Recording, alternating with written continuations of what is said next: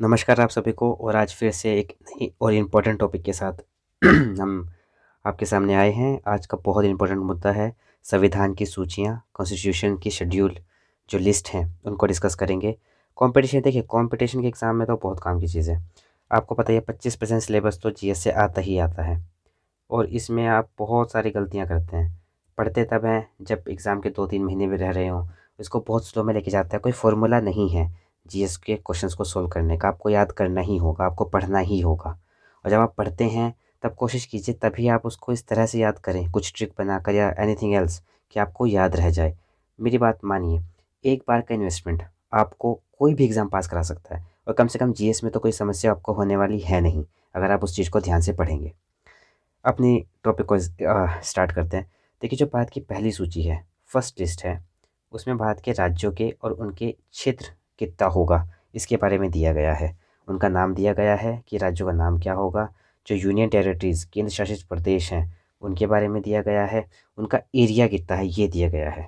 कैसे दिखता है देखिए, ये वेस्ट बंगाल के बारे में है। ये भारत के संविधान का ओरिजिनल कॉपी में से लिया गया है। ओरिजिनल कॉपी मतलब 1947 वाली नहीं, जो आज के दौर की ओरिजिनल कॉपी है उसमें से। वेस्ट बंगाल इसमें लिखा जाता है कि कौन से एक्ट हैं, जैसे एक्ट ये है, कौन से वो एक्ट हैं जो आपके राज्य की सीमाएं निर्धारित कर रहे हैं। आपके राज्य में क्या क्या क्षेत्र है, क्या क्या आपकी बाउंड्रीज़ हैं, ये सब कुछ पहली लिस्ट में दिया हुआ है। इसमें हमारी पूरी लिस्ट में 28 राज्य हैं और 8 केंद्र शासित प्रदेश हैं आज 2021 के अनुसार। हो सकता है भविष्य में घट जाए या बढ़ जाए। और यूनियन टेरिटरीज़ क्या होती हैं? देखिए वो इलाके जहाँ पर सेंट्रल गवर्नमेंट खुद से शासन करती है, जहाँ के लोग वोट नहीं डालते अपनी राज्य सरकार चुनने के लिए, केंद्र सरकार वहाँ पर खुद से शासन कर रही होती है, उन इलाकों को यूनियन टेरिटरीज़ बोलते हैं। भारत में अभी 8 हैं मैंने बताया। एक तो दिल्ली है, ये सभी को पता है, यहाँ पर है। अंडमान निकोबार है, ये रहा। लक्षद्वीप है, ये रहा। दादर नगर हवेली और दमन एंड दीव यहाँ यहाँ पर है। पुडुचेरी यहाँ पर है। चंडीगढ़ ये रहा। जम्मू कश्मीर और लद्दाख ये रहा और ये रहा, यहाँ पे इनके बीच की लाइन है। 8 राज्य हैं और 28 राज्य हैं और 8 केंद्र शासित प्रदेश हैं। सेकंड लिस्ट में क्या है? जब आप किसी नौकरी में जाते हैं तो आपको एक सैलरी दी जाती है, आपकी एक बेसिक पे होती है और साथ में कुछ आपके भत्ते जुड़े होते हैं, अलाउंसेस जुड़े होते हैं। इसी तरह की सैलरी राष्ट्रपति और गवर्नर को भी मिलती है और उनके कुछ अधिकार भी होते हैं, प्रिविलेज जिसे हम बोलते हैं।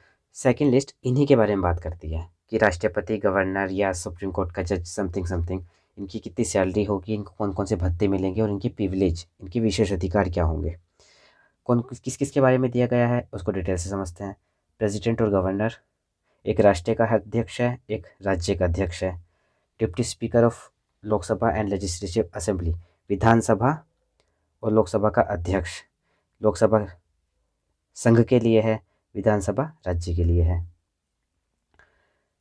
Chairman and deputy chairman of Rajya Sabha and legislative council, Rajya Sabha और विधान परिषद के अध्यक्ष और उपाध्यक्ष, ये भी एक राज्य के लिए है और एक संघ के लिए है। सुप्रीम कोर्ट का जज और हाई कोर्ट का जज और कैग। देखिए बहुत सारे नाम हो गए, याद कैसे रखें उसकी एक ट्रिक है, बहुत जनरल सी। देखिए भारत की संसद में कौन कौन शामिल है? ये भारत की संसद है, लोकसभा, राज्यसभा और भारत का राष्ट्रपति। इन लोगों को मिलकर, इन 3 आइटम्स को मिलकर भारत की संसद बनती है। एक राज्य की विधानसभा, एक राज्य की संसद बोल लो आप समझने के उद्देश्य से, ये एक राज्य की संसद है। विधानसभा, विधान परिषद और गवर्नर, ये लोग कानून बनाते हैं। तो वो सब लोग कानून बनाने वाली बॉडी के हेड हैं जो, वो सब सेकंड लिस्ट में है। दूसरा, वो कानून सही से बना है या नहीं बना है इसकी कौन चेक करता है? कोर्ट। तो सुप्रीम कोर्ट का जज और हाई कोर्ट का जज। जो लोग कानून बनाते हैं उनके हेड, जो लोग कानून को चेक करते हैं उनके हेड। और ये पूरा प्रोसेस पे पैसा कितना लेन देन हुआ है, पैसे का इस्तेमाल सही से हो रहा है या नहीं, ये काम है कैग का। और वो ये सब सेकंड लिस्ट में इनके विशेषाधिकार और भत्ते दिए गए हैं। देखिए कितना आसान हो गया समझने में। जो राज्य स्तर पर कानून बना रहे हैं वो सब हेड, जो केंद्र के स्तर पर कानून बना रहे हैं उन सब के अध्यक्ष, और सुप्रीम कोर्ट, हाई कोर्ट के अध्यक्ष और कैग। बस ये आपकी सेकंड लिस्ट हो गई। थर्ड लिस्ट में क्या है?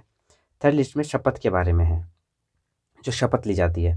आपने देखा होगा जब कोई मुख्यमंत्री बनता है या कोई प्रधानमंत्री बनता है या कोई जज बनता है तो कुछ शपथें ली जाती हैं। वो कौन कौन सी शपथ होगी इसका वर्णन तीसरी लिस्ट में किया गया है। किस किस के बारे में है? यूनियन के मिनिस्टर और स्टेट के मिनिस्टर। एक स्टेट सरकार के मंत्री होते हैं और केंद्र सरकार के मंत्री होते हैं, उनके बारे में है। लोकसभा और विधानसभा के चुनाव के उम्मीदवार। अगर आपको चुनाव लड़ना है विधानसभा से पहले या लोकसभा से, तो आपको उस चुनाव को लड़ने से पहले एक शपथ लेनी पड़ती है जिलाधिकारी के सामने या जो भी चुनाव अधिकारी है उसके सामने। देखते हैं उदाहरण से। ये मोदी जी हैं। जब ये चुनाव का पर्चा भरने वाराणसी से गए तो उन्होंने वहाँ के जिलाधिकारी, जो उस समय के चुनाव अधिकारी भी थे, उनके सामने एज अ उम्मीदवार शपथ ली है कि मैं एक उम्मीदवार हूँ और मैं चाहता हूँ कि मैं लोकसभा का चुनाव लड़ूँ। तो उम्मीदवार जो शपथ लेते हैं वो भी इसमें शामिल है। अच्छा, एमपी, आप चुनाव लड़ा, आपने चुनाव जीत गए, अब आप एमपी या एमएलए हो गए हो, तो एमपी या एमएलए भी एक शपथ लेते हैं। यहाँ पर ये फ़ोटो प्रधानमंत्री जी और उनकी कैबिनेट की शपथ लेते हुए है। जब एमपी और एमएलए होते हैं वो लोकसभा के सभापति के सामने शपथ लेते हैं, राष्ट्रपति जी के सामने नहीं लेते। ये आप जब प्रधानमंत्री पद की शपथ लेते हैं उस समय का फ़ोटो है। आप समझ जाइए, इससे अंदाज़ा लगा सकते हैं। एक एमपी और एमएलए भी शपथ लेता है और जो चुनाव लड़ने से पहले उम्मीदवार है वो भी शपथ लेता है। और कौन शपथ लेता है भाई? सुप्रीम कोर्ट का जज और हाई कोर्ट का जज, ये शपथ लेते हैं। इन सब की शपथ कब, क्या क्या शपथ लेंगे, ये हमारी तीसरी अनुसूची में दिया गया है। इसमें गौर करने वाली बात यह है कि राष्ट्रपति जी के बारे में कोई भी चीज़ मेंशन नहीं है। कंपटीशन के एग्ज़ाम में बहुत बच्चे इसी की मिस्टेक करते हैं कि राष्ट्रपति के बारे में सिर्फ सेकंड लिस्ट में मेंशन है और लगा के आते हैं थर्ड लिस्ट को, और वहाँ पे उनकी नेगेटिव मार्किंग हो जाती है। फोर्थ लिस्ट में क्या है? आपको पता होगा भारत में 2 सदन है, एक तो लोकसभा और एक है राज्यसभा। लोकसभा में जो सीटें होती हैं वो कितनी हैं? 550। राज्यसभा में जो सीटें कितनी हैं, ये आपको मुझे कमेंट सेक्शन में बताना है कि राज्यसभा में कितनी सीटें होती हैं। अब जो राज्यसभा में जितनी भी सीट हैं उनका बंटवारा किस आधार पे किया गया है? उनका बंटवारा किया गया है उनकी जनसंख्या के आधार पर। तो इसमें कौन सी नई बात है? लोकसभा का भी तो जनसंख्या के आधार पर है, बिल्कुल है। लेकिन लोकसभा के लिए जो सदस्य चुने जाते हैं उनकी वोटिंग हम करते हैं, एक आम नागरिक। और जो राज्यसभा के लिए लोग चुने जाते हैं उनकी वोटिंग करते हैं विधानसभा के लोग, जो उस राज्य की विधानसभा के लोग हैं। अब क्योंकि पॉपुलेशन के आधार पर है तो सबसे ज़्यादा पॉपुलेशन कहाँ पर है? उत्तर प्रदेश में। तो इसका ऑब्वियस सी बात है, सबसे ज़्यादा राज्यसभा की सीटें भी उत्तर प्रदेश के पास ही होंगी। 5वीं लिस्ट में क्या है? भारत में बहुत सारे आदिवासी समूह रहते हैं, जनजातियाँ रहती हैं। तो वो जनजातियाँ किस तरह से रहेंगी, उनका प्रशासन कैसे चलेगा, उनके भले के लिए क्या काम कर सकते हैं, इसका उल्लेख अनुसूची 5 और अनुसूची 6 में किया गया है। अब ये अलग-अलग क्यों कर रखे हैं? एक ही अनुसूची में दोनों को क्यों शामिल नहीं कर दिया? उसका एक कारण है, समझते हैं। 5वीं इस अनुसूची में, जो 5वीं अनुसूची है उसमें वो राज्य शामिल हैं जो मुख्य धारा के राज्य हैं। हिमाचल प्रदेश हुआ, राजस्थान, गुजरात, मध्य प्रदेश, महाराष्ट्र, छत्तीसगढ़, झारखंड, उड़ीसा, आंध्र और तेलंगाना।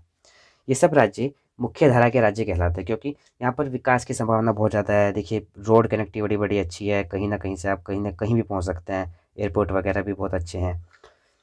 इन राज्यों की जो अनुसूचित जनजातियाँ हैं उनको एक लिस्टेड किया गया है, वो कौन-कौन से इलाके हैं जहाँ पे अनुसूचित जनजाति रहती है और उनके भले के लिए कैसे काम करना है, ये सब अनुसूची 5 में दिया गया है। अब आप पूछेंगे अनुसूचित जनजाति का क्या मतलब हुआ? देखिए, ये संविधान है, आपके इस तरफ ये संविधान है। संविधान में हर राज्य के नीचे एक लिस्ट बनाई होती है जनजातियों की, वो जनजातियाँ जो उस राज्य में रहती हैं। अब लिस्ट को हिंदी में क्या बोलते हैं? सूची।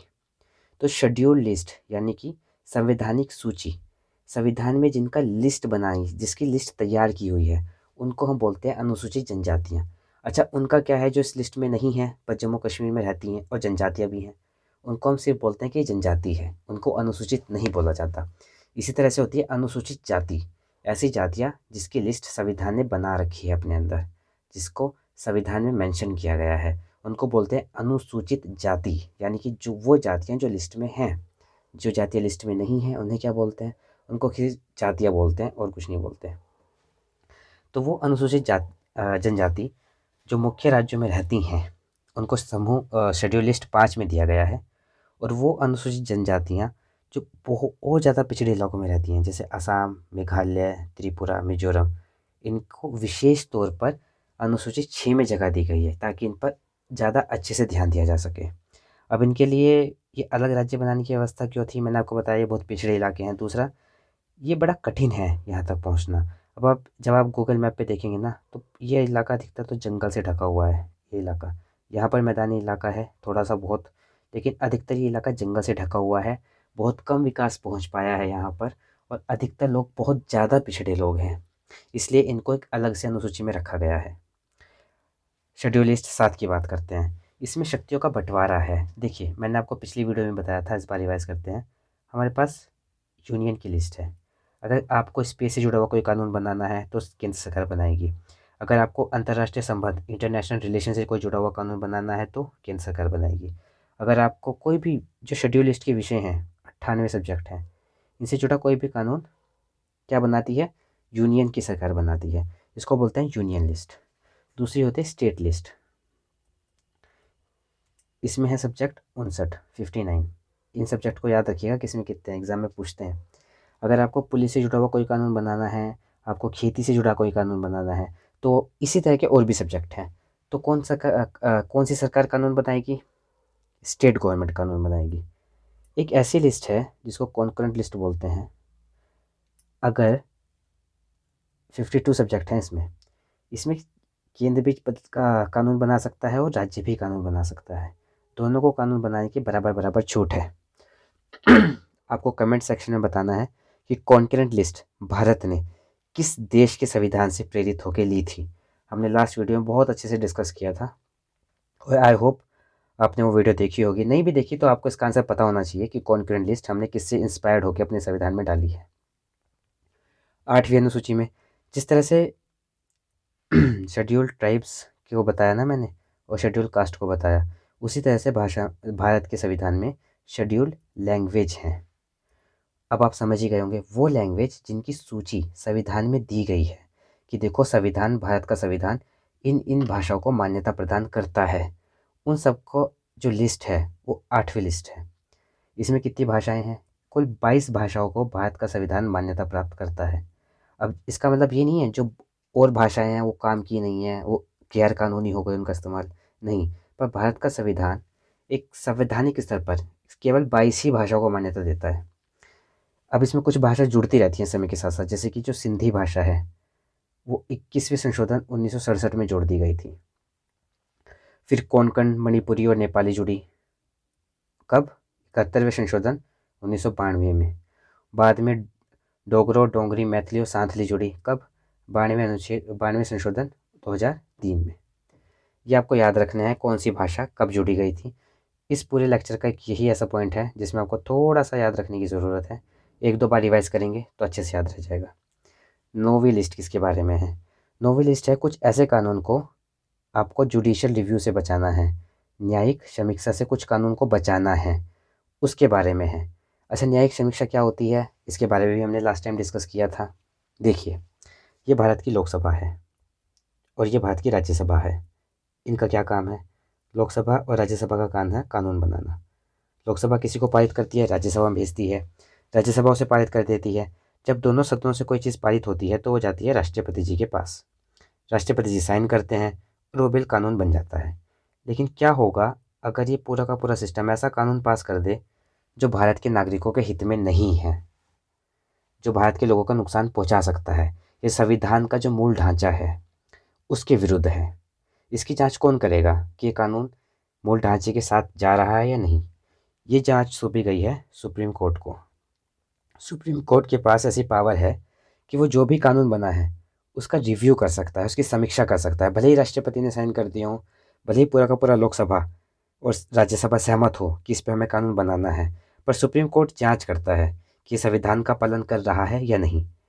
अगर संविधान का पालन करता है तो कानून बना रहता है, अगर नहीं करता तो सुप्रीम कोर्ट उसको कैंसिल कर देता है। और इसी पावर को कहते हैं जुडिशियल रिव्यू, न्यायिक समीक्षा की शक्ति।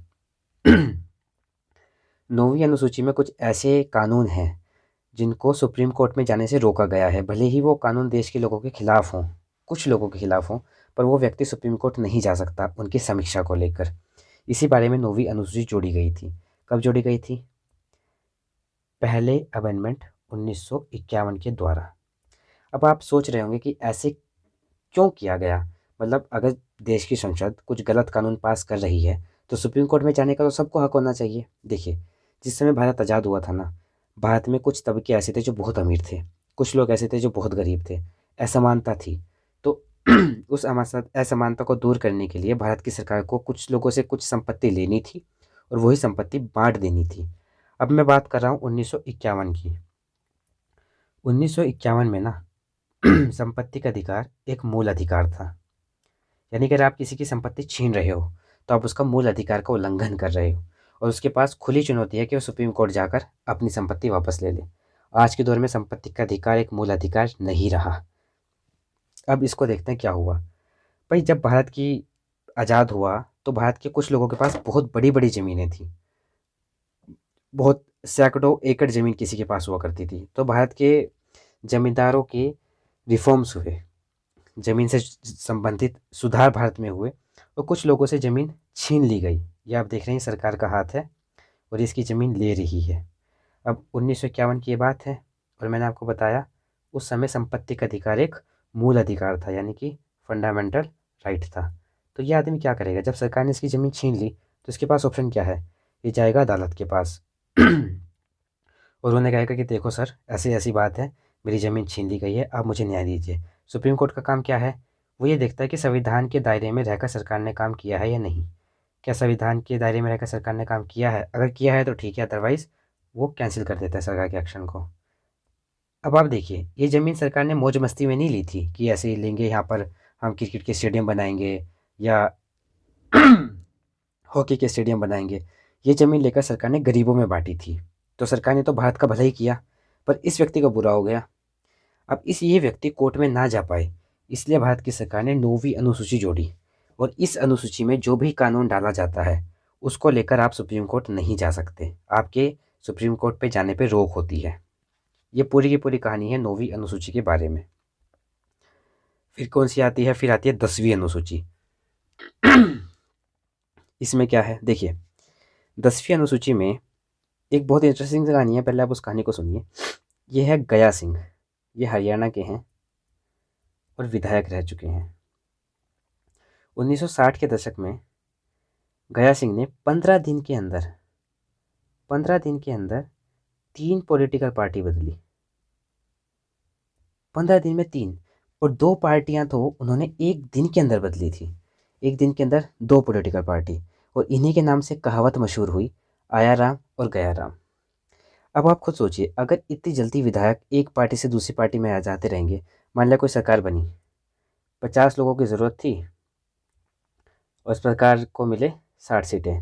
अब 60 सीटों में से 30 विधायक चले गए दूसरी पार्टी में, दूसरी पार्टी ने सरकार बना ली, और जब उस पार्टी ने सरकार बनाई, उससे 40 विधायक आकर दोबारा इस पार्टी में आ गए। अब इसकी सरकार हो गई। तो कितनी अस्थिरता आ जाएगी देश में अगर विधायक ऐसे ही इधर उधर घूमने लगे। भाई, तुम मुझे अच्छे पैसे दे रहे हो, मैं तुम्हारे साथ हूँ, कल को दूसरी पार्टी अच्छे पैसे देगी, वो उनके साथ चले जाएंगे। तो इस आया राम और गया राम के सिस्टम को रोकने के लिए हमारे संविधान में 10वीं अनुसूची जोड़ी गई। इसमें क्या था कि अगर कोई विधायक या सांसद चुनाव जीतने के बाद अपनी पार्टी को बदलता है, तो उसकी मान्यता रद्द कर दी जाएगी, उसकी सदस्यता रद्द हो जाएगी। यही 10वीं अनुसूची के बारे में पूरा का पूरा सार है। दल बदल कानून के अंतर्गत संसद और राज्य विधानसभा के सदस्यों की सदस्यता विच्छेद। अगर आप पार्टी बदलते हो चुनाव के बाद, तो आप सदस्य नहीं रहोगे। ये कब ऐड किया गया था? 52वें अधिनियम 1985 में। चलिए आगे चलते हैं। 11वीं अनुसूची किसके बारे में? इसके बारे में सभी को पता होता है, ये पंचायत व्यवस्था से संबंधित है। 72वें अनुच्छेद 1952 में इसे ऐड किया गया था। इसी तरह 12वीं अनुसूची है, इसको भी 73वें संशोधन 1992 में ऐड किया गया था, और ये शहरी निकाय, शहरी लोकल गवर्नमेंट से संबंधित अनुसूची है। तो ये वो पूरी की पूरी 12 अनुसूची थी जिनसे क्वेश्चन आते हैं। जो भी क्वेश्चन आ सकते हैं वो हमने सारे पढ़ लिए। अगर आपने 1 या 2 बार इस वीडियो को देख लिया, तो आई एम श्योर आपका कोई भी क्वेश्चन, भाई आपको नहीं पता है इसलिए तो गलत नहीं होगा। आप वहाँ पर ए का भी भर के आ जाएँ या सी का डी भर के आ जाएँ तो अलग बात है। आप कुछ क्वेश्चन ट्राई करते हैं। ऑलराइट, पहला क्वेश्चन, कौन सी अनुसूची दल बदल कानून से संबंधित है? Which list related to defection law? पहली, 8वीं, 10वीं या 12वीं? आपको इसका आंसर देना है। ओके, सेकंड क्वेश्चन, 8वीं अनुसूची का संबंध निम्न में से किससे है? ये तो बहुत ही आसान है। It is schedule is related to which of the following. देखिए इसका भी आंसर आप दे सकते हैं, बहुत ईजी है। थर्ड क्वेश्चन, 7वीं अनुसूची निम्न में से क्या है? 7वीं अनुसूची में निम्न में से क्या है? Which of the following are in the 7th schedule list? भाषा, शपथ, शक्तियों का बंटवारा या आरक्षण? देखिए आरक्षण जैसी कोई चीज़ तो शेड्यूल लिस्ट में है ही नहीं। भाषा, शपथ और शक्तियों का बंटवारा है। भाषा हमें पता है, शपथ वाला सिस्टम पता है कि वो इस लिस्ट में नहीं है, वो तो शुरुआती लिस्ट में है। तो बचता क्या है? भाषा या शक्तियों का बंटवारा। अब इन दोनों में से आपको कोई एक चुनना है। अगेन, 9वीं अनुसूची किस वर्ष जोड़ी गई? In which years was the 9th schedule added? 1953, 1947, 1952 और 1951। आया राम और गया राम वाला कॉन्सेप्ट नहीं लगने वाला है यहाँ पर। बहुत बच्चों ने, जब लास्ट टाइम मैंने चेक किया था तो बहुतों ने यही मिस्टेक की थी कि आया राम और गया राम वाला कॉन्सेप्ट लगा दिया था, बट 9वीं अनुसूची उससे संबंधित नहीं है। 9वीं अनुसूची किससे संबंधित है? भूमि सुधार। जमींदारों से कुछ ज़मीन ली थी और उन्हें दी थी। अब इस चीज़ को याद करके आंसर कीजिएगा इसका। अगेन, निम्न में से कौन 5वीं अनुसूची का राज्य नहीं है? Which of the following state is not a state in the 5th schedule? Himachal Pradesh, Punjab, Rajasthan और मध्य प्रदेश। देखिए इसका सिंपल सा आंसर है पंजाब। क्यों है आंसर इसका पंजाब वहाँ पे? क्योंकि सिंपल सी बात है, वो शेड्यूल लिस्ट में है ही नहीं, इसलिए इसका आंसर पंजाब है। ऑलराइट, आज के लिए इतना ही और thanks for watching. Next video में मिलते हैं जीएस के एक नए टॉपिक के साथ। तब तक के लिए टेक केयर ऑफ़ योरसेल्फ।